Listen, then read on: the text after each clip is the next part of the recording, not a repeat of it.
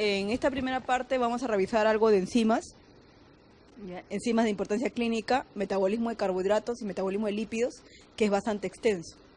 Entonces, vamos a hacer una revisión. En enzimas empezaremos mencionando algunas generalidades. Mencionaremos que las enzimas están consideradas como biocatalizadores orgánicos de naturaleza proteica, ¿ya? Y que se caracterizan por unirse a un sustrato de forma específica a través de un centro activo o un sitio activo que posee la enzima. Pero la enzima además se caracteriza porque después de la unión al enzima-sustrato hay la producción de productos y la enzima se va a recuperar. El mecanismo de acción enzimático está mediado por la formación de un complejo enzima-sustrato y a su vez que cuando se forma el complejo enzima-sustrato, como pueden observar aquí, ya enzima-sustrato, se van a formar productos, la enzima se recupera y este proceso de la formación de productos se caracteriza porque se realiza disminuyendo la energía de activación. ¿Cómo es que, o cómo nosotros entendemos mejor eso de la idea de que las enzimas van a reaccionar disminuyendo la energía de activación? Eso está traduciéndolo en expresión de kilojoules. Cuando una reacción se trabaja con enzimas, la cantidad de kilojoules que se requiere son menores que si no se trabajara con enzimas. Análogamente, cuando hacen un ejemplo sobre esto, mencionan que en el mar, por ejemplo, hay muchos seres vivos y hay muchos procesos enzimáticos. Si no hubieran enzimas, el mar estaría hirviendo, ¿no? Y eso no sucede en la realidad, ¿no? Ahora, también debemos mencionar que el mecanismo de acción, la cinética enzimática, va a estar influenciada por algunos factores, como el caso de la temperatura, algunos inhibidores y algunos pH. En algunos casos el pH. Además, la cinética enzimática se va a visualizar por una gráfica, como no sé, ustedes recordarán la gráfica de Michaelis-Menten, que mencionaban que la enzima se unirá al sustrato y alcanzará una velocidad máxima en la cual ya formará una asíntota. Y se mencionaba un término que le llamaban el Km, que no es más que la constante de Michaelis, que expresa la concentración del sustrato en la cual la enzima alcanza la mitad de la velocidad. Además, vamos a mencionar algunos componentes de la enzima. Cuando solamente está formada la enzima, llamamos que es la holoenzima, y cuando se une a una coenzima que va a favorecer su actividad, estaríamos hablando ya sea de un cofactor o un grupo prostético.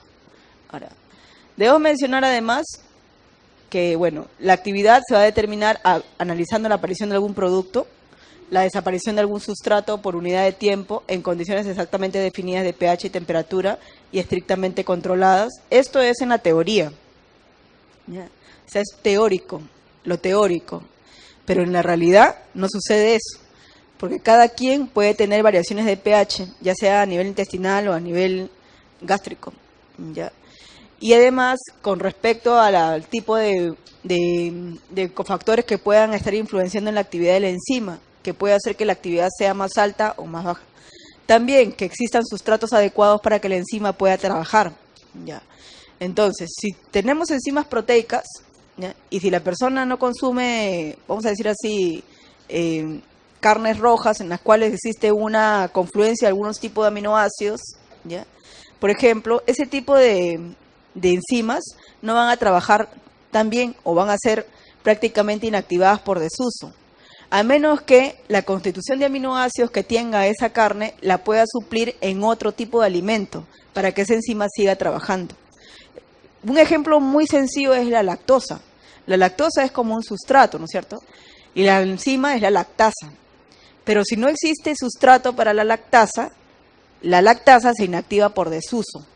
Y no solamente trabaja la lactasa sola, trabaja la fluorescina hidroxilasa, que lo vamos a ver más adelante.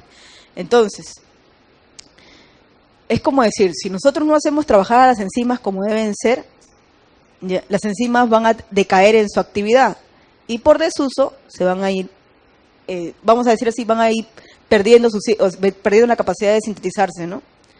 Ahora, lo otro es la variación de un cofactor o algún componente de la reacción. El cofactor va a estar traducido como las coenzimas que van a favorecer la actividad de una enzima. Ahora, las coenzimas tienen que ingresar por la dieta, porque nosotros no sintetizamos coenzimas, no sintetizamos vitaminas, tendrían que ingresar por la dieta. Entonces, si existiera una vitaminosis, ¿ya? También ahí vamos a tener algunos problemas para algunas enzimas que conforman complejos enzimáticos donde se requieren muchas coenzimas para su actividad. También ahí va a haber algún problema. Entonces, como digo, son estrictamente controlados. Esto es una teoría nada más, en la teoría. Pero realmente cada quien sabe cuál es su carga enzimática porque cada quien sabe qué come, ¿no es cierto? Con respecto a las enzimas, es correcto mencionar, son catalizadores proteicos, no cambian después de las reacciones, reducen la energía que activa una reacción química, aumentan la constante de equilibrio en una reacción. ¿Cuál sería acá la respuesta? Solo 1, 2 y 3, porque no aumentan la constante de equilibrio en una reacción, sino la disminuyen.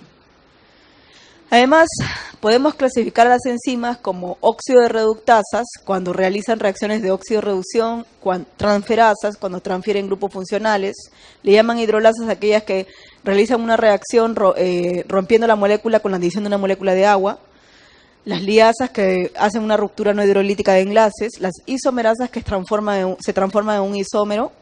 Vamos a mencionar las isomerasas cuando veamos una reacción, las ligasas cuando forman enlaces que requieren energía de ATP.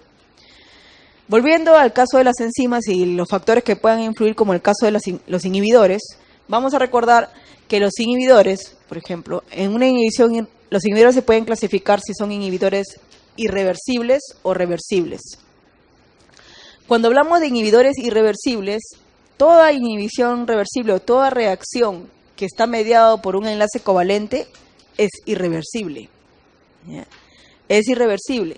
Y aquí tenemos como ejemplo los venenos, pues cianuro, acida, etc. Las reacciones reversibles, o las inhibiciones reversibles, se van a caracterizar por ser competitivas, acompetitivas y no competitivas. Cuando mencionamos que son competitivas, decimos que el inhibidor se une al centro activo, engaña a la enzima, ¿ya? Y se une al centro activo y entonces el sustrato no va a poder hacer reacción. Y aquí la velocidad se mantiene constante. Entonces, cuando grafican este tipo de inhibición, lo grafican de esta forma. O sea, esta gráfica es la anterior a esta, solamente que sus valores en la gráfica están expresados a la inversa. Y cuando están expresados en la inversa, tú tienes una línea recta, que es matemáticamente calculable, y aquí tienes que en este punto y en este punto te va a dar 1 sobre Vmax, que despejando el valor numérico vas a poder tener la velocidad máxima de la reacción enzimática, y aquí menos sobre 1 km, que también igualándolo a un valor negativo, ya va a darte también un valor numérico que es km en concentración. Entonces, cuando se expresa las inhibiciones, dice no. La inhibición competitiva dice el inhibidor se une al centro activo y la velocidad se mantiene constante. Entonces, la velocidad, si ves, está constante. Y lo que va a variar, ¿qué va a ser? El km, ¿no? Va a variar.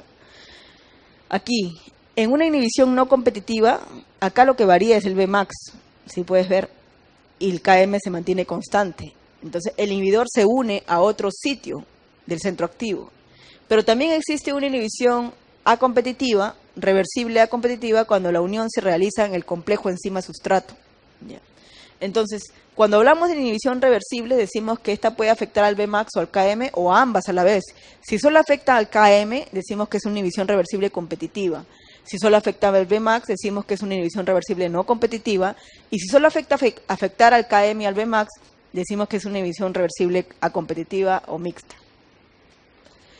Tenemos aquí que un inhibidor competitivo se une a la enzima, de una enzima se caracteriza, ¿por qué? Porque reduce el valor de Vmax, no. Simula el sustrato, sí simula el sustrato. Reduce el valor de Km, no. Inhibe de forma irreversible, no. Y se une de forma covalente, tampoco. Entonces aquí tenemos como respuesta esto, simula el sustrato. Las enzimas en el plasma se clasifican ya sea por enzimas funcionales o enzimas no funcionales. Las enzimas funcionales ya prácticamente están mediadas por el sitio de acción en el cual se van a sintetizar, como en el plasma, van a ser determinadas por cómo se encuentran en la concentración del plasma y de acuerdo también a la concentración la concentración que va a producir este tejido productor. Mientras que las enzimas no funcionales tenemos que la concentración en el plasma es menor que el tejido productor y habrán dos clases, las enzimas de secreción y las enzimas del metabolismo interno. Tenemos que la actividad plasmática y las enzimas no funcionales, ¿de qué va a depender? Del órgano o del tejido afectado, de la extensión del proceso patológico, de la masa del órgano afectado, el tipo de lesión, ya sea necrosis o un proceso inflamatorio. Entonces, las enzimas del metabolismo intermediario tenemos ejemplos como la creatinquinasa, la aspartato transaminasa, la alanina transaminasa, la LDH, la aldolasa, y cada una de estas tiene un tiempo de vida media, ¿ya?, que es importante para el determinar un mejor diagnóstico de una enfermedad. ¿Por qué aumenta su nivel en el plasma? En el plasma puede aumentar por una ruptura en la membrana celular, en el caso de hepatitis, pancreatitis aguda, por una necrosis celular, en el caso del infarto agudo al miocardio, por un aumento de la permeabilidad de la membrana, intoxicación con solventes orgánicos, distrofia muscular progresiva, una disminución de la capacidad de la producción de la enzima en el caso de cirrosis o deficiencia de coenzimas, un incremento tisular en el caso de neoplasias y la obstrucción del flujo normal en el caso de uremias o carcinomas. Entonces tenemos aquí que las que están relacionadas con hacer un diagnóstico al hígado, transaminasas, fosfatasa alcalina, la gamma-glutamin transpeptidasa. Con respecto al páncreas tenemos las amilasas, la lipasa pancreática. ¿Ya? Con respecto a las que determinan el diagnóstico para un infarto miocardio, por así decirlo, tenemos la mioglobina, la troponina T, que es la troponina tropomiosina, y la troponina I, que cumple función inhibitoria. Tenemos además la creatinquinasa, tenemos la LDH y tenemos la aspartato transaminasa, que en la actualidad ya no sirve como para ser un buen marcador, ya se ha ido desplazando. En prioridad están estas de acá adelante. Entonces tienen aquí en este cuadro las concentraciones en las cuales se van a encontrar cada una de estas enzimas. Incluso podemos observar que el rango referencial va a ser variable tanto en hombre y en mujer, ¿ya? Podemos, por ejemplo, visualizar que aquí en la fosfatasa alcalina en adultos es mucho menor que en niños, ¿no? Y la fosfatasa alcalina va a estar relacionado con un marcador de enfermedades óseas. Podemos observar que la creatinina fosfoquinasa tiene varias isoenzimas, lo mismo que la lactato deshidrogenasa. La creatinfosfatoquinasa, ¿ya? Primero tenemos aquí la que está relacionada con la mitocondria, la creatinfosfatoquinasa, la mitocondrial, y podemos observar aquí, tanto en hombres como mujeres, es variable en su concentración, ¿ya? Y aquí tenemos la creatinfosfatoquinasa que está relacionada con el cerebro, ¿ya? La BB, la creatinfosfatoquinasa que está relacionada con el corazón, ¿ya? Y que también es un buen diagnóstico para el infarto agudo al miocardio. La creatinfosfatoquinasa MM, que la vamos a encontrar en el músculo, o que se va a liberar en el músculo esquelético, ¿ya? Y está relacionado con enfermedades musculares. Con respecto a la lactato deshidrogenasa, podemos visualizar que hay 5 isoenzimas y cada una de estas se va a caracterizar por la presencia de cadenas alfa, cadenas beta en proporción, y podemos observar que la lactato deshidrogenasa 1 está relacionado en el corazón y eritrocitos, ya en este órgano lo vamos a visualizar, mientras que la lactato deshidrogenasa 5 está relacionado con el hígado. La creatinfosfatoquinasa, tenemos aquí que la creatina primero va a ser fosforilada por la creatinquinasa a través del ingreso de ATP, y aquí tenemos a la fosfocreatina. Pero también existe este sistema creatinquinasa, fosfocreatina-creatina a nivel de la mitocondria.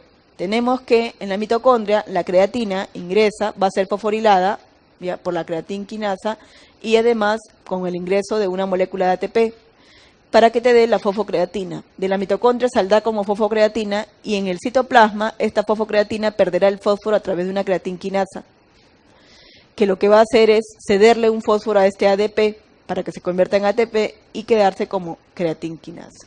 Y este ATP va a ir a la actividad muscular. Entonces tenemos las isoenzimas de creatinquinasa en los diferentes tejidos, ya sea el músculo esquelético, el cerebro y el corazón, y en las proporciones que se van a encontrar, y este va a ser el patrón electroforético que vamos a observar. Cuando nosotros visualizamos un patrón isoenzimático del LDH, tenemos que la LDH5 sale primero, la LDH4 después, la LDH3 sigue, la LDH2 y último la LDH1. Pero este es un suero normal. Frente a un infarto al miocardio, lo que vamos a observar es que se eleva la LDH1, como puedes observar aquí, y frente a una hepatitis aguda, quien se eleva es la LDH5, ¿no? Días del inicio de los síntomas del daño al miocardio, tenemos nosotros las siguientes enzimas, o por ejemplo, los siguientes marcadores que van a entrar a tallar. En este caso es una proteína, la miosina, la creatinina total, ¿ya? La creatinina B, la troponina T, la troponina I y la LDH. Prácticamente la LDH te va a durar más días, ¿ya? Más días, pero su concentración en su vida es bajo, pero se va a mantener más días. Mientras que la troponina T es un buen marcador aquí porque se eleva prácticamente en las primeras horas, ya se eleva, y aquí tenemos que empieza a decaer ya, ¿no?, al segundo día. Entonces podemos observar, por ejemplo, en este cuadro, que la mioglobina se eleva a las 2 a 3 horas y alcanza su máximo pico a las de 6 a 12 horas, ¿no? Defiende la normalidad entre un día y medio, más o menos. Aquí, la creatinina fosfato quinasa MB, tenemos que se eleva también de 3 a 6 horas. Entonces, nosotros, ¿qué sentido tiene cada una de estas horas? O sea, en que van a aparecer la enzima y también van a alcanzar su máximo pico y a la vez van a descender. Eso va a favorecer para que ustedes puedan más o menos tener una idea en qué momento ha sufrido el infarto el señor, el que van a atender. Porque quizás la persona no va a llegar a la emergencia inmediatamente, ¿no? O quizás puede haberlo tenido hace varios días y lo único que va a encontrar de repente es la lactato deshidrogenasa, ¿no?, que está entrada entre 10 a 12 días, ¿ya? Y las demás ya decayeron y no van a servir para un buen diagnóstico, pero por lo menos una presunción, si la persona no ha solamente tenido un infarto leve, vamos a decirle así, ¿no?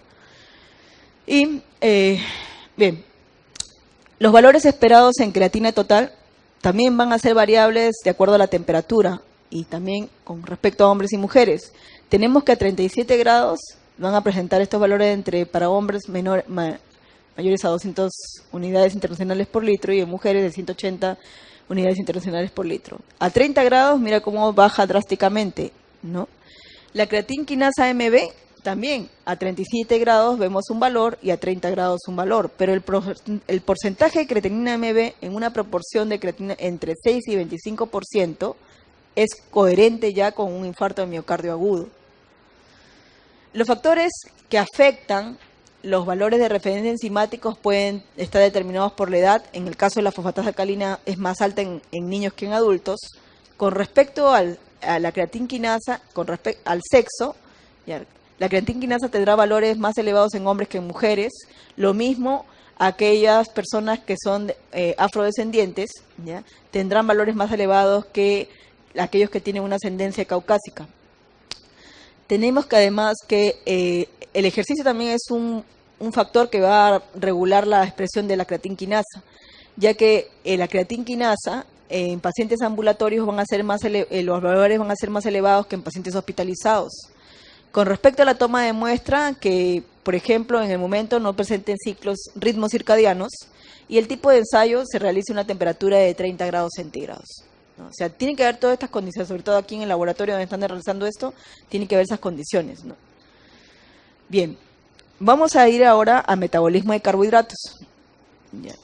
Entonces, la primera parte que vamos a revisar es la digestión de los carbohidratos y podemos observar aquí a un carbohidrato que es representativo, como el caso del almidón, que forma parte de nuestra dieta, ¿no es cierto? Entonces, aquí hay muchas, mejor dicho, hay muchas interrogantes también que a veces se presentan cuando uno nos mencionan qué tipo de almidón es el que dura más tiempo, qué tipo de almidón se demora en absorber. Eso va a depender de la estructura del almidón. El almidón, así como tiene esta estructura, está formado por dos estructuras, la amilosa y la aminopectina, ¿cierto? La amilosa tiene una estructura simple, es una estructura lineal, ¿ya?, y que está unido por unidades de glucosa a través de enlaces glucosídicos. Pero la amilopectina, que también es parte del almidón, esa es la que tiene el mayor número de ramificaciones. Tiene puntos de ramificación así, a este nivel. Entonces, cuando a ustedes se les ha presentado ese interrogante, o tal vez habrán escuchado en que dicen, que mencionan, ¿qué almidón es mejor? Por ejemplo, ¿la papa o el arroz? ¿No es cierto? ¿O cuál es el más saludable? Entonces ustedes dicen, no consuma arroz, consuma papa. No sé. Se escucha bien hasta el fondo porque creo que el ruido de... ¿Ah? el ruido está afectando el sonido, ¿no? O sea, tienes que apagarlo nomás. Acá tiene... No, sí, gracias. Entonces, en ese sentido, el almidón que demora más en digerir es aquel que tiene puntos de ramificación así, no lineales, sino de este tipo de puntos que corresponden a los que tienen enlaces 1,6. Entre la papa y el arroz, la papa tiene mayor punto de ramificación. Entonces, ¿qué significa eso? Que su digestión va a demorar y su absorción también va a demorar, ¿no? Entonces, por ejemplo, el yacón, todos ellos tienen, el yacón, el oyuco, todos esos tienen buena cantidad de amilopectina, no de amilosa. Entonces tienen mayor cantidad de ramificaciones, entonces tu proceso metabólico va a ser más largo, ¿no? No va a ser, tu absorción no va a ser violenta, va a tardar. Entonces tenemos aquí que el almidón, lo primero que va a suceder en la digestión, aquí en la saliva, nosotros vamos a encontrar la amilasa salival a un pH de 6.8 y su carga también va a depender, por ejemplo, o su actividad también va a depender de la cultura alimenticia que tenga un tipo de población, por ejemplo. Si es una población que es ávida para consumo de bastante carbohidratos, ¿ya? Va a tener una buena carga aquí. Pero si es una población que no consume mucho carbohidrato, ¿ya? Su carga va a ser bien MIFI aquí de amilasa salival, ¿ya? Entonces nosotros, ya como ascendencia amerindia, tenemos nosotros buena carga aquí, porque nuestra producción nosotros somos país productor, pues. También produce arroz, produce papa, también en México también es productor de maíz. O sea, hay lugares donde no son productores de tubérculos, por ejemplo, ni de arroz, ¿no es cierto? Entonces ellos, su carga es bien baja. Es por el hábito alimenticio. Entonces tenemos aquí que el almidón, lo primero que va a hacer es entrar a la boca, se ensaliva el alimento y la amilasa salival a un pH de 6.8 romperá los primeros enlaces, alfa 1,4, los lineales, ¿no? Te dará algunos productos como dextrinas límites, maltosas, maltotriosas y pequeña cantidad de glucosa. Luego, a nivel del estómago se inactiva la enzima por el pH y a nivel del duodeno tenemos que se continúa la digestión porque la amilasa pancreática, ya que va a romper enlaces alfa 1,6, o sea, estos de punto de ramificación, y lo va a hacer a un pH 8, completará la digestión. Asimismo, habrán disacaridasas, como el caso de la maltasa, la sacarasa, la lactasa y las dextrinasas, que se irán rompiendo enlaces para finalmente darte glucosa, fructosa y galactosa, que van a pasar a ser absorbidas. Pero eso, en este cuadro, todo va a depender de lo que tú mayor consumas. Entonces tu absorción va a ser violenta dependiendo de lo que tú consumas, más rápido, o sea, menos trabajo para las enzimas, dependiendo de lo que tú consumas. Si tú consumes alta cantidad de disacáridos, por ejemplo, la digestión va a ser de frente a nivel intestinal.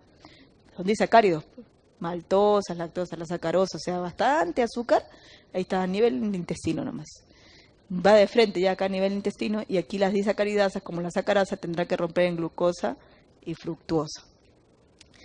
Si nosotros consumimos en la dieta buena cantidad de almidón, la digestión va a empezar en la saliva, se complementa aquí a nivel intestino delgado, entonces tenemos aquí que va a haber participación de las disacaridasas, ¿ya? Para finalmente darte glucosa, galactosa y fructosa. Entonces, monosacáridos, manosa, a nivel de la absorción ya de frente a ser absorbido. Y aquí tenemos que en este caso nosotros consumimos sacarosa para endulzar el café, ¿no? Aquellos que les gusta endulzar la leche, yo no sé para qué endulzar la leche, si aquí hay sacarosa, mira, lactosa. Si le echas azúcar a la leche, hay lactosa y hay sacarosa. Entonces, nosotros consumimos aquí, esa es una población que consume sacarosa, porque es productor de caña de azúcar, y por eso que nosotros consumimos sacarosa. Entonces, en otros países no consumen sacarosa, consumen jarabe de maíz, y que contiene fructosa. Y en otros países el azúcar es extraído de la beterraga, porque no son productores de caña de azúcar. Entonces, en esos países de Europa, el azúcar que proviene de la caña es muy caro, no es barato. Entonces, nosotros tenemos, mayor preferencia incluso de consumir el azúcar de la caña y el azúcar rubia que le dicen, ¿no? La que está menos procesada. Ya. Bien, sobre la asimilación de carbohidratos en el humano, señala el enunciado correcto. Las amilasas salival y pancreática hidrolizan enlaces glucosídicos. Las fuentes energéticas de la dieta incluyen el almidón, la sacarosa y la celulosa. La celulosa no constituye una fuente energética. La celulosa, si bien es bien cierto, está formada de unidades de glucosa, pero hasta ahora todavía no hemos evolucionado tanto como para romper este tipo de enlace, que es un enlace que no, es una enzima que no sintetiza el humano, la celobiasa. Eso lo sintetizan solamente los animales herbívoros, nosotros todavía. La absorción de azúcares puede realizarse como mono y disacáridos, no, solo como monosacáridos. La glucosa y la fructosa se absorban a través de un transportador asociado a sodio, no, solo la glucosa y dependiendo del tipo de tejido. Las disacaridasas son enzimas pancreáticas, no. Entonces tenemos como respuesta la A. Bien, aquí en la digestión y la absorción de la lactosa vamos a hacer una revisión. Primeramente, el borde del cepillo del enterocito es esta zona, la luz de la célula, la barrera celular, el interior de la célula. Aquí podemos observar, por ejemplo, que la lactosa es un disacárido que va a estar formado por glucosa y galactosa. A nivel del borde del cepillo tenemos a la lactasa y a la alfercina hidroxilasa. Aquí tenemos que cuando hace acción estas dos enzimas, habrá formación de galactosa y glucosa. La galactosa y la glucosa a nivel intestinal van a ingresar a la célula asociado a sodio por un transportador. Y luego este sodio saldrá por una bomba de sodio y potasio que lo vamos a ver más adelante. Mientras que cuando tú has consumido sacarosa, la sacarasa lo que va a hacer es romper esta molécula en glucosa y fructosa. Vamos a suponer que tú has endulzado la leche y te lee lactosa y sacarosa. Y aquí tenemos que la fructosa se ingresa por un transporte, una difusión facilitada, un transporte facilitado, y la glucosa, que es la que viene de la sacarasa, tiene que ingresar por el transporte asociado a sodio al interior de la célula. Entonces, cuando hay un daño por ejemplo, cuando tenemos a niños que han padecido de giardiasis o parasitosis, esto es lo que se destruye prácticamente. Entonces son niños que tienen problemas de absorción de nutrientes y su recuperación es bien lenta porque esta zona ha sido afectada. Entonces, como yo les mencionaba, si ustedes no le han dado ese sustrato a la lactasa, esta lactasa ya se inactivó. ¿Por qué?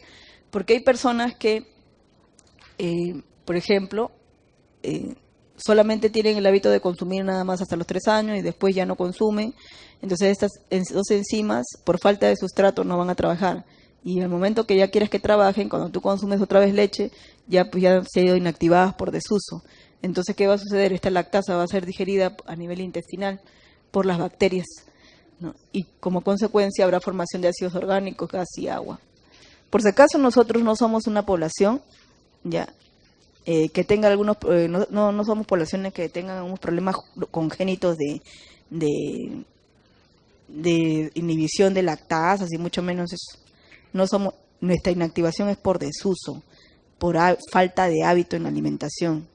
Ahora, claro, que si tú tienes, por ejemplo, si nos remontamos al aspecto evolutivo, nosotros esta es una población mestiza ya, ¿no?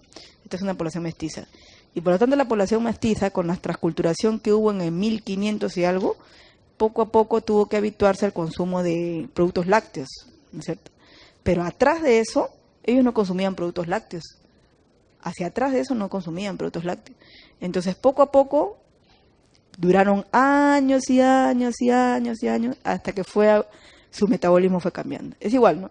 Nosotros hace muchos años sintetizábamos en el proceso de la evolución se sintetizaba vitamina C, como las ratas que sintetizan vitamina C. Nosotros también lo hacíamos. Pero a raíz de que se volvieron frutícolas y herbívoras, reprimimos la síntesis en la evolución de la vitamina C. Y ahora la tenemos que ingerir por parte de la dieta, ya no la sintetizamos.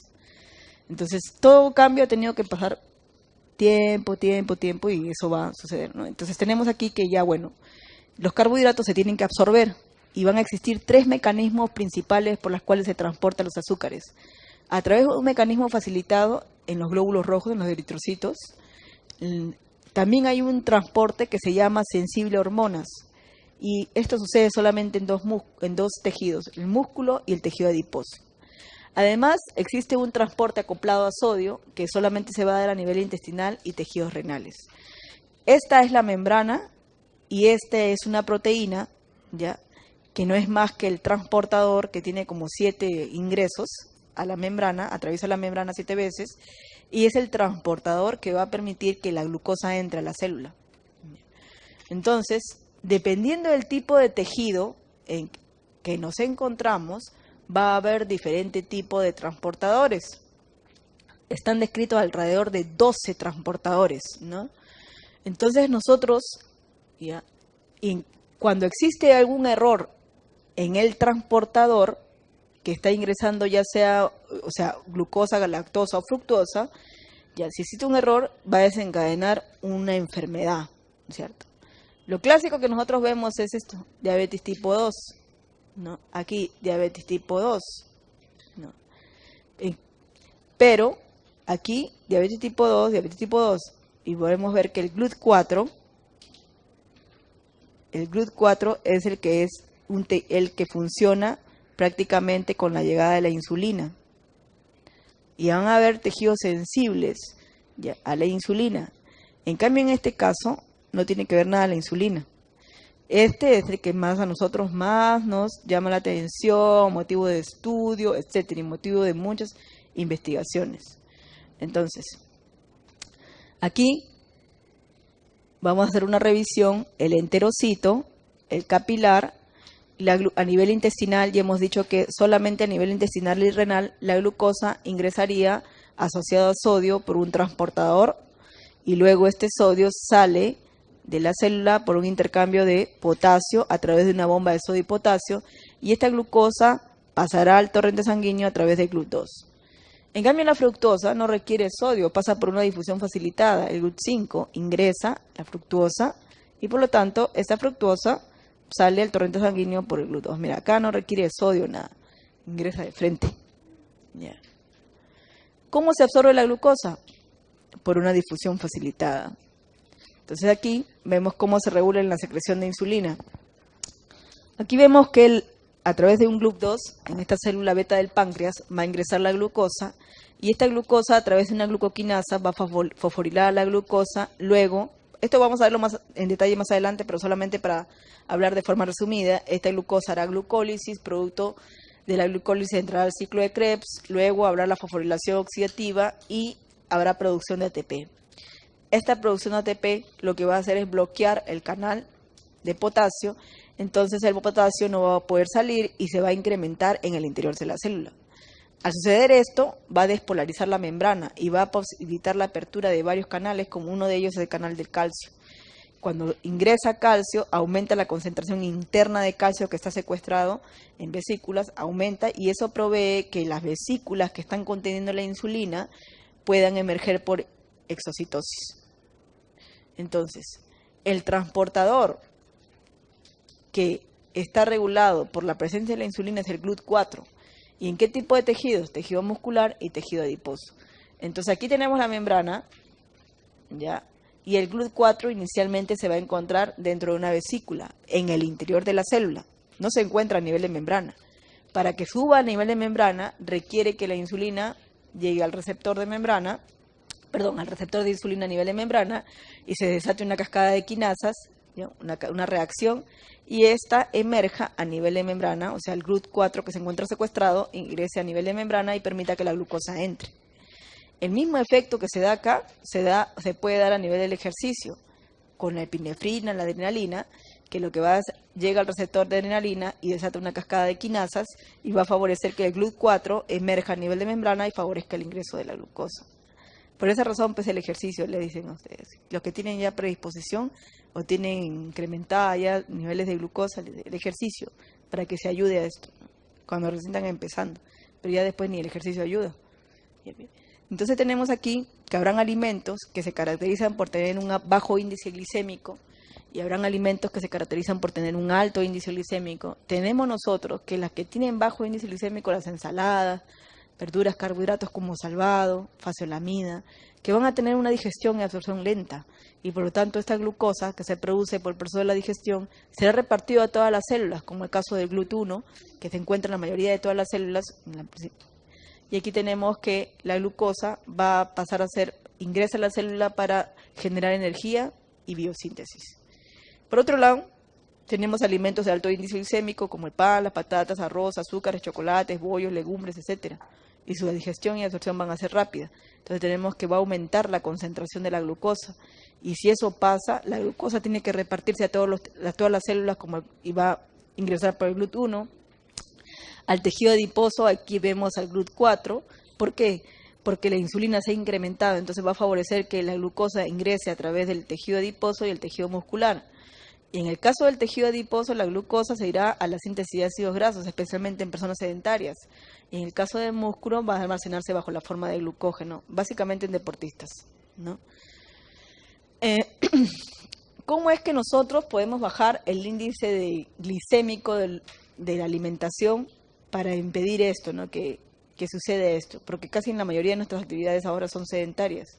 Entonces, si tú consumes, aparte del pan, el arroz, evitar pues, todo lo que tiene mayor cantidad de dulce, ¿no? Lo que está compuesto por sacarosas o glucosas nada más, ¿no? ¿Por qué? Porque va a favorecer el incremento de ello. Pero si aún así tú no consumes, ya restringes el azúcar, ¿no? Y tienes todavía hábito de comer papas, arroz, pan, ¿no? Por si acaso no está prohibido consumirlo, lo que tienes que consumir es poco nada más. Pero hay una forma, por ejemplo, de bajar el índice glicémico. Cuando se consume la fruta tiene fructuosa, ¿no? Y he visto que la fructosa ingresa por difusión facilitada. Entonces la fructosa también entra a la glucólisis, ¿ya?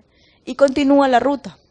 Entonces la idea es poder disminuirle el índice glicémico, por ejemplo, si tú consumes frutas, ¿ya? A la fruta, no se consume en jugo. Si tú lo consumes en jugo, aumentas el índice glicémico en sangre. Si lo consumes picado, pero tendrías que mezclarlo con algo para bajar su índice glicémico o tardar su proceso de absorción. Entonces ahí está la fibra soluble. Por eso le agregan fibra soluble, la chía es fibra soluble, la linaza es fibra soluble, todas ellas son fibras solubles. Y si tú le agregas nutrientes, que son en germen de trigo, que son nutrientes, no, también. Entonces va a prolongar su proceso de absorción, va a prolongar. El hecho de que sea fibra soluble, lo que va es engañar a la gliadina a nivel del estómago, porque la gliadina se expresa, se sintetiza cuando hay una sensación del vaciado gástrico. ¿Ya? Pero mientras tanto, cuando hay fibra soluble, todavía prácticamente el vaciado gástrico demora y la sensación de estar repleto dura. Porque si la gliadina nota que ya hay un vaciado gástrico, manda una señal al hipotálamo, decir que tienes que comer porque otra vez estás con hambre. Entonces tú empiezas a bostezar. Y sientes la necesidad de tomar algo dulce, ¿no? Y entonces la idea es poder engañar pues, con la fibra soluble. Entonces retardas el proceso también de absorción. Y para eso también se tiene que tener conocimiento de el índice glicémico de las frutas, ¿no? Entonces, la mayoría de las personas, por ejemplo, no manejan esto, pero eso es tan sencillo porque tú puedes hasta imprimir una tabla que está en internet donde te presenta el índice glicémico de las frutas, ¿no? La fruta que tiene un índice glicémico más alto es la sandía. Y aparentemente al gusto no es tan dulce, ¿no es cierto? Mientras que la naranja es más bajo, el melón es bajo, ¿no? Inclusive el mango es mucho más bajo que la sandía.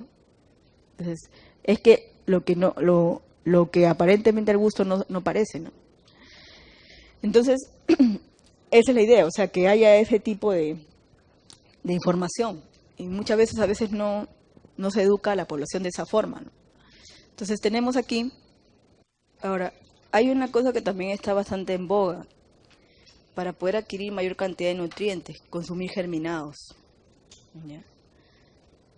cuando consumen germinados tienen mayor cantidad de nutrientes también que entran como coenzimas, ¿ah? Y es barato y no es caro. No es caro, es bien barato eso. Entonces ahí tienen varias posibilidades. También se estaría ingiriendo parte en pequeña cantidad de algunos monosacáridos. Bien, vamos a ver ahora la velocidad de absorción de una glucosa, de la molécula de glucosa. Primero vamos a expresar aquí en estas líneas a los disacáridos lineal, los puntos suspensivos son los polisacáridos y los monosacáridos la línea más gruesa. Entonces aquí tenemos en esta tabla la glicemia en gramos por litro de sangre, cómo es que va a aumentar después de la ingestión de cada uno, ya sea disacáridos, polisacáridos o monosacáridos, y en qué tiempo empieza a decaer. Tiempo en minutos. Entonces, tenemos nosotros que frente a la ingestión de disacáridos como la lactosa, la sacarosa que tú consumes, a los 25 minutos alcanza su máximo rango de glicemia por litro de sangre. Mientras que en el caso de tanto los disacáridos como los monosacáridos, a los 25 minutos, y prácticamente a los 80 minutos, vamos a decir, a los 70 minutos empieza a decaer, 70 y 80 a caer. Mientras que el caso de los almidones, recién a los 30 minutos alcanza su pico más alto de glicemia en gramos por litro de sangre. Y prácticamente a los 120 empieza a decaer en minutos, hasta 180. Y empieza en caída ya a este nivel. Entonces, es más o menos lo que dura entre 2 horas a 2 horas y media, lo que dura el proceso de toda la digestión, en este caso de carbohidratos, ¿no? Y cuando ya empiezas otra vez a sentir hambre. Entonces tenemos aquí que la glucosa, para que ingrese a las células musculares y al tejido adiposo y lo realice a través del GLUT4, lo va a ingresar, ¿no? Va a ingresar favorecido por la estimulación de la insulina. Ya, la glucosa entró. La exoquinasa es una enzima que va a fosforilar a la glucosa, le va a dar un fósforo. A nivel del carbono 6, la fosforila. Como tal, tenemos que parte se irá a almacenar para formar glucógeno y parte será la glucólisis para generar energía. Por otro lado, tenemos que a nivel de las células hepáticas, no se requiere insulina aquí, la glucosa entra, ¿no?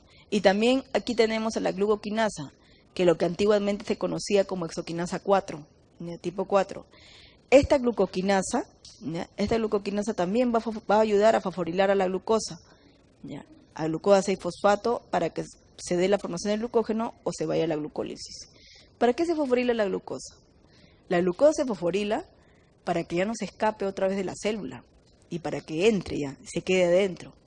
Por eso se fosforila la glucosa. Ahora, entre la exoquinasa y la glucoquinasa, quien ejerce una mayor actividad enzimática, vamos a decir así, es la glucoquinasa, expresada la actividad en valores de km.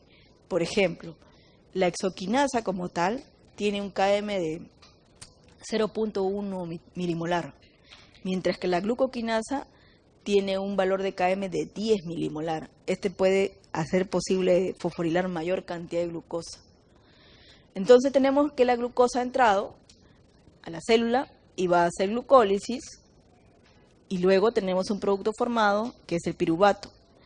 Cuando la célula se encuentra en oxígeno, cuando hay oxígeno presente y cuando está frente a una mitocondria, este piruvato se descarboxila, ya, ingresa a la mitocondria, se descarboxila, pierde un carbono, se transforma en una molécula de 2 carbonos que es la coenzima A, la acetilcoenzima A. Esta acetilcoenzima A entra al ciclo de Krebs y se forman equivalentes reductores como NADH y FATH2 que se van a la cadena transportadora de electrones para formar ATP, CO2 y agua. Siempre cuando ustedes vean en una clave que el producto final de la digestión ha sido CO2, ATP y agua, ahí se ha quemado una molécula de glucosa, la biodigestión de carbohidratos. Entonces, pero también el piruvato puede encontrarse en una situación donde el oxígeno no está presente y este va a ser fermentado por la lactato deshidrogenasa y para ello va a requerir NADH, ¿ya?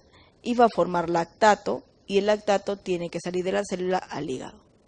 Bien, hay tejidos que están desprovistos de mitocondrias y que la única forma de realizar glucólisis es a través de la glucólisis anaerobia, o sea, sin oxígeno, y tenemos que uno de ellos es el eritrocito.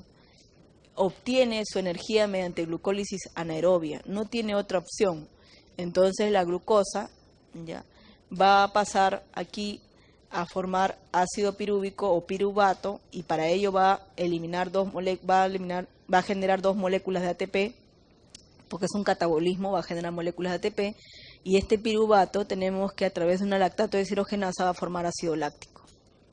Entonces, ¿cuál de los siguientes tipos celulares depende por completo de la glucólisis para generar energía como ATP? El eritrocito. La conversión de una mol de glucosa a 2 moles de lactato en la vía glucolítica anaerobia se acompaña de la formación neta de ¿cuántas moléculas de ATP? 2. ¿Cuál es la biomolécula orgánica que elabora energía para producir ATP bajo condiciones anaeróbicas? Carbohidrato. Entonces aquí tenemos, resumidamente, la glucólisis de glucosa. Tiene 10 reacciones, ¿ya? Entonces tenemos que la glucosa, acá estamos resumidos, va a formar piruvato. Pero los intermediarios, o sea, mejor dicho, hay otras fuentes de combustible, como el caso de la galactosa, que es un monosacárido, y la fructosa, que también es un monosacárido. O sea, acá está la glucosa. Entonces esta glucosa ha entrado, ha sido fosforilada a glucosa y fosfato, luego una isomerasa lo transforma a fructosa y fosfato, y aquí tenemos gliceraldehído fosfato y finalmente la formación de piruvato. Entonces, aquí tenemos que en el caso de la galactosa, por una reacción de 4 pasos, puede formar glucosa 6-fosfato e ingresa a la vía. La fructosa a nivel muscular, por una hexoquinasa, en una reacción de un paso, se fosforila e ingresa a la vía. Se fosforiló a nivel del carbono 6, ingresó a la ruta de la glucólisis. Y la fructosa, a nivel del hígado, también se transforma en dihidroxicetona fosfato y luego en gliceraldehído fosfato e ingresó a la ruta. Y finalmente tenemos la formación de piruvato. Entonces, los destinos alternativos que pueden seguir los intermediarios metabólicos, dependiendo de qué, si hay necesidad, si no hay necesidad de ATP, o si hay mucha cantidad también de glucosa. Tenemos que la glucosa, si hay mucha cantidad de glucosa y fosfato, esta se desvía a la ruta de las pentosas, ¿no?, para la síntesis de nucleótidos. Y aquí tenemos que si continúa la ruta, si hay mucha fructosa y fosfato, se desvía a la formación de aminoazúcares, ¿no? Aquí, si tenemos que hay mucha producción de hidroxicetona fosfato y prevalece esto, tenemos que va a ir a la ruta de la formación del glicaldehído 3-fosfato para sintetizar ácidos grasos, lípidos. Y aquí el 1,3 bifosfoglicerato puede desencadenar la formación de 2,3 bifosfoglicerato, que en eritrocitos es un activador alostérico, ¿no?, que está relacionado con el oxígeno. Entonces aquí la captación de oxígeno. El 3-fosfoglicerato, ya, si hay mucha cantidad, también se desvía la ruta para la formación de serina.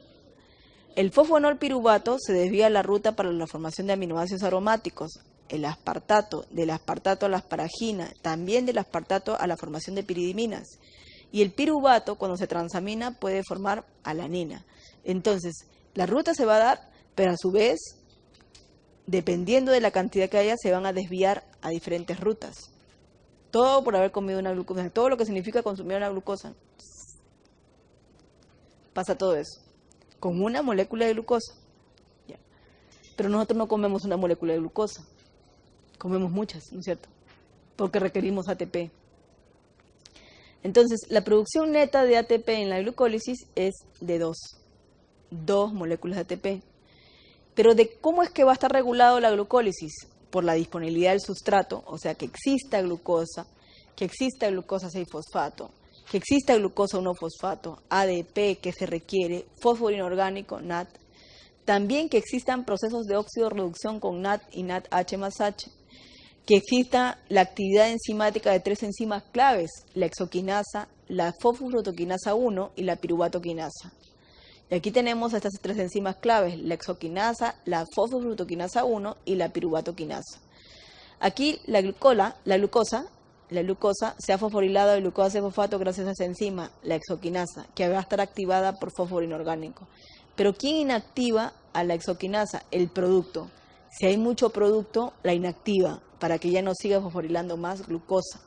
Pero si continúa la ruta, mira aquí que la ruta puede ser reversible, tenemos que la fructosa 6-fosfato va a ser activada por el fósforo inorgánico, va a ser activada por AMP, va a ser activada por este regulador alostérico que es la fructosa 2,6-bifosfato, ¿ya? Estas van a regular a esta enzima, la fosfofrutoquinasa 1, que va a estar activada ya sea por el producto que viene de arriba o el producto que se ha formado. Esta fosfofrutoquinasa 1 tiene la función de fosforilar a esta fructosa a nivel de carbono 1 y darte 2 fosforilaciones. Pero quien inactiva esta enzima es el ATP y la fosfocreatina. Cuando no hay requerimiento, no hay requerimiento de ATP, la inactiva. Y aquí tenemos en demanda, me refiero en demanda. ¿Ya? Entonces aquí sigue la ruta y tenemos que el fosfonolpiruvato va a convertirse en piruvato a través de la piruvatoquinasa, que también va a ser activada por la fructosa 2,6-bifosfato y el ADP, pero también va a ser inactivada por ATP. Entonces, ¿cuál será el destino del piruvato? El piruvato, en presencia de oxígeno, tenemos que, a través de la piruvato deshidrogenasa, va a descarboxilarse, pierde un carbono y forma acetilcoenzima A. Esta acetilcoenzima A completa la oxidación en el ciclo de Krebs y finalmente en la cadena transportadora de electrones. Pero además, el piruvato en ausencia de oxígeno puede transformarse en lactato a través de la lactato deshidrogenasa y en levaduras puede transformarse en acetaldeído y luego en etanol. Aquí esta piruvato deshidrogenasa va a estar formado por un complejo enzimático piruvato deshidrogenasa. Tenemos que el piruvato va a transformarse en acetilcoenzima A y va a liberar una molécula de CO2. Pero para que trabaje este complejo existen 3 enzimas. La piruvato deshidrogenasa es una, la dihidrolipolil transetilasa es otro y la dihidrolipolil deshidrogenasa es otra. Este complejo enzimático requiere varios coenzimas, como la coenzima A, NAT, tiamina pirofosfato, FAT, también requiere lipoato, ¿ya? Que van a entrar a la ruta, ¿ya? Van a entrar a la ruta. Entonces, estos coenzimas tienen a precursores de vitaminas. La coenzima A tiene a precursor del ácido pantoteico, ¿ya?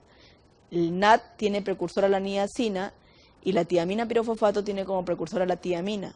Y el FAT tiene como precursor a la riboflavina.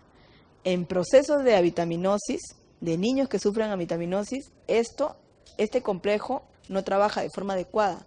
Por lo tanto, su producción de acetilcoenzima A se va a ver disminuida. ¿Ya? Entonces, como consecuencia, ¿qué va a pasar? ¿No? El ciclo de Krebs va a estar disminuido, la cadena transportadora va a estar disminuido. Entonces, su producción de ATP va a estar también disminuido. Los órganos que van a estar más afectados van a ser a nivel sistema nervioso y el sistema muscular. Entonces son por lo general niños, ¿ya?, que sufren de retraso mental, ¿ya? Entonces tenemos aquí, o tienen problemas también de aprendizaje.